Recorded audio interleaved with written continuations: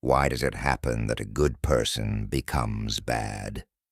And if you think that a good person cannot become bad, then you are still living in a fantasy. So you can skip this video. Imagine a person who never hurts anyone, always stands for justice, and helps others without any selfishness. Now imagine that same person changes so much with time that he cannot be recognized. Someone in whom the ability for cruelty, deceit, and destruction emerges. Why does such a change happen? How does a good person turn into a monster? Today, we will expose the psychological and philosophical powers that bring out the dark side of human nature. We will talk about those shadows hidden within people, shadows that slowly push good individuals toward darkness. And in the end, the truth that will be revealed may change your view of human nature forever. This truth can be scary, so I will say it again. You can skip this video right now. You may think, I will never be a bad person, and you may believe that you can never fall into this darkness, that you are safe from the forces that compel others to become bad. The frightening truth is that in bad circumstances, any person, no matter how kind, how good, or how morally strong, can turn into the very thing he once hated. Psychologist Philip Zimbardo, who conducted the famous Stanford prison experiment, proved how ordinary people, when put in certain situations, commit such cruel acts that they had never imagined. His research, along with the studies of psychologists like Stanley Milgram, shows that the foundation of our morality is not as strong as we think. The most shocking thing is that most people do not understand that they are changing until it is too late. But what are the forces that give rise to this change? What are the hidden secrets that gradually destroy the goodness of a person and push him toward darkness? This is the secret that we will reveal today. The truth is perhaps uncomfortable, and it can be disturbing. There are many reasons for this change, and each reason is more dangerous and hidden than the previous one. The first reason is the gradual breaking of moral boundaries. This change does not come overnight. It starts with small compromises and justifying small mistakes. A person tells himself, "This is just a small mistake. What difference will it make?" But as soon as the first limit is crossed, it becomes easier to break it the next time. This is called the slippery slope effect. A person with good intentions starts making small moral compromises in difficult situations, sometimes lying to protect someone, sometimes breaking the rules for a good purpose, or justifying small mistakes by citing need. These things seem trivial in the beginning, but gradually they change the identity of the person. What was once unimaginable now seems normal, and when this starts happening, the dark side of that person begins to emerge. The second reason is the effect of authority and obedience. One of the most horrifying psychological experiments of the 20th century was conducted by Stanley Milgram in the 1960s. In this experiment, participants were instructed to give another person electric shocks, believing they were real shocks. However, this was just an experiment. The shocking truth was that most participants continued to give shocks, even though they believed they were causing serious harm to the other person. And the scariest question was, why did people do it? This experiment revealed a horrifying truth. Under the right circumstances, even good people can become tools of violence. They do not do it deliberately, but out of pressure or fear of consequences. They convince themselves, I am just following orders, and in this thinking, their morality slowly begins to fade. But the story does not end here. There is another dangerous force. When people become deeply attached to a group, whether it is political, religious, social, or ideological, they start considering people outside the group as bad.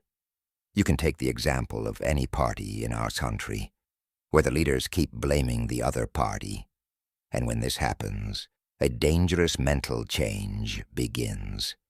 History is witness to how common people were made to believe that their enemies were few, but the truth is the opposite.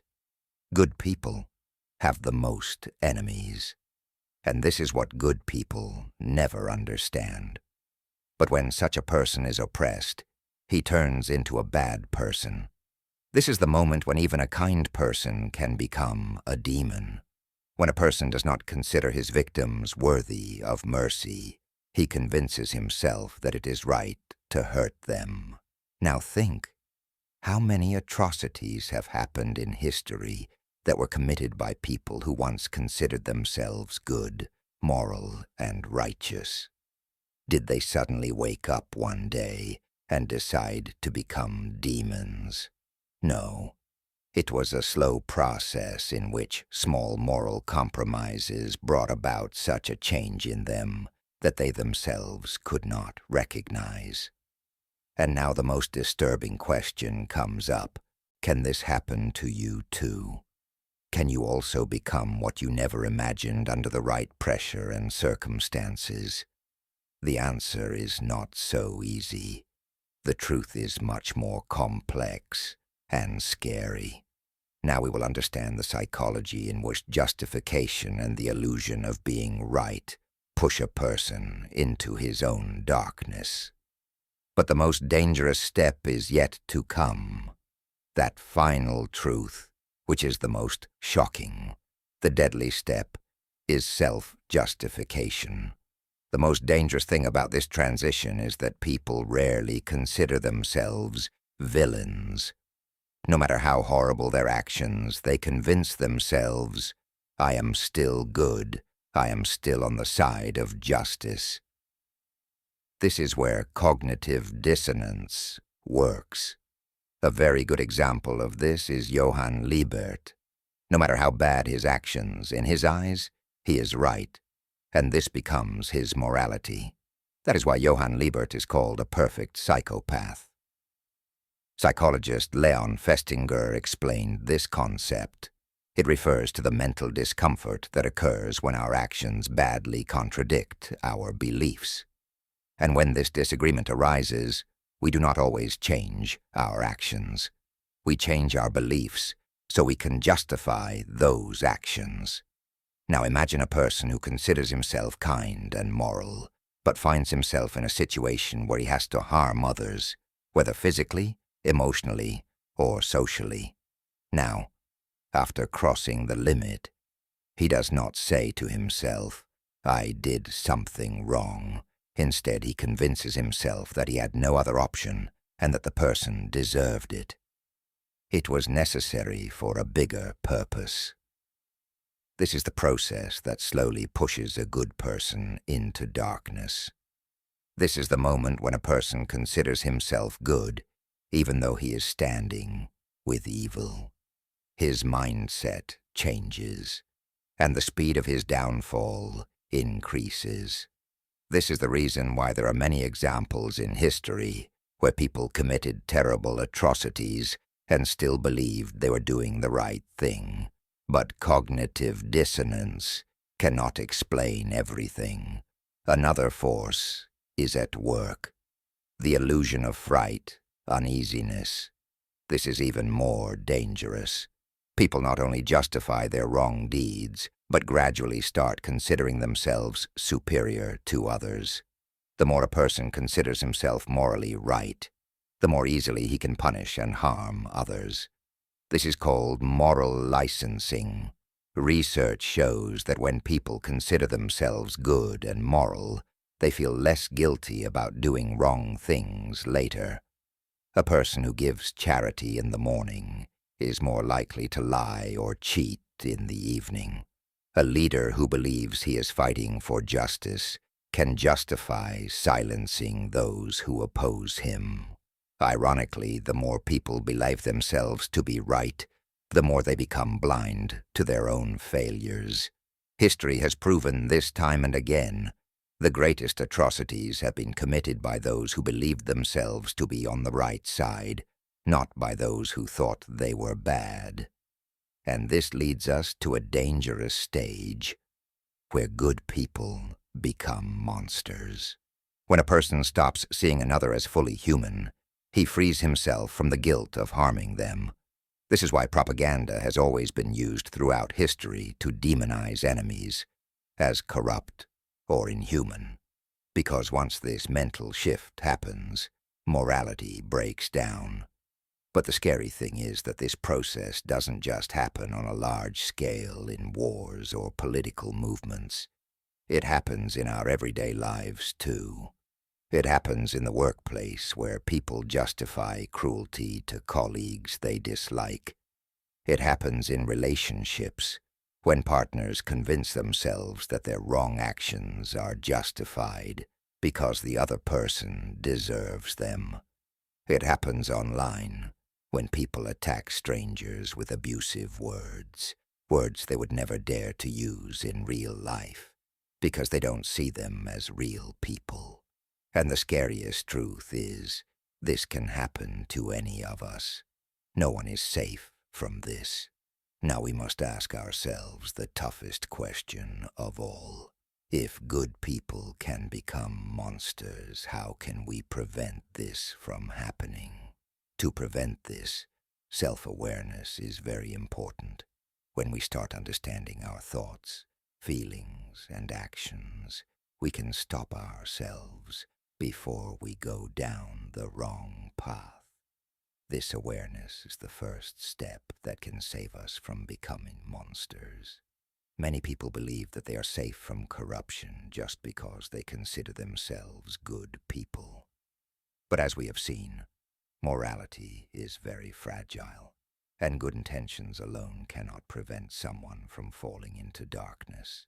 In fact, the belief that I can never do such a wrong thing is often where greater blindness begins. Self-awareness means admitting your mistakes, understanding that under the right circumstances and pressure, we too can go down the wrong path. This is not easy to accept, but it is necessary. Until we recognize our weaknesses, we cannot prepare to avoid them. The most effective way to strengthen self-awareness is reflection. Regularly questioning the motives and justifications of our actions helps us stay connected to our core values. It is important to ask ourselves, am I justifying something right now that I once considered wrong? Am I treating a person differently because I consider him inferior in some way? Am I letting any authority or group decide my morality? If someone else was doing what I'm doing now, would I consider it right? These questions keep us connected to our inner morality, and these questions can become a shield that prevents us from falling into darkness. Self-awareness is the light that becomes our greatest strength in fighting darkness. Even small steps can weaken our morality. The only way to stop them is to ask tough questions, challenge harmful beliefs, and not let the world decide what we become. But the most important thing is this: the battle between good and evil is not outside. It is fought within us, every day, in every decision we make. Philosopher Alexander Solzhenitsyn said, "The line separating good and evil runs through the heart of every human being." This is the ultimate truth. There are no perfect monsters and no perfect saints.